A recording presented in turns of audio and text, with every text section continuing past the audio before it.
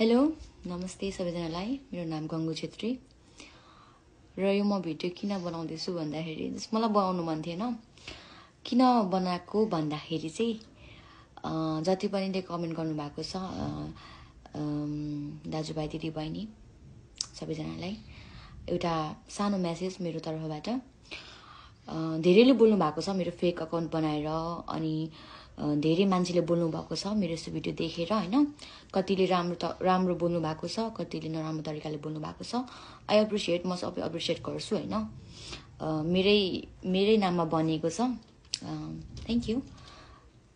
Main कुरा म भन्न आएको चाहिँ कुरा, सरी म बिर्सिहाल्छु हैन, सरी। कुरा चाहिँ के हो भन्दाखेरि चाहिँ ऊ मेरो पास्ट थियो। ऊ नभनौँ व्हाटएभर।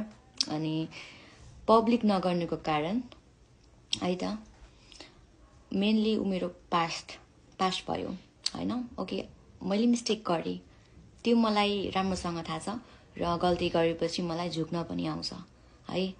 तर यो बेला चाहिँ मैले रुएर कराएर भन्दाखेरि पनि मलाई चाहिँ हाँसेर बस्न सही लाग्छ हैन र, डटेर बस्न सही लाग्छ।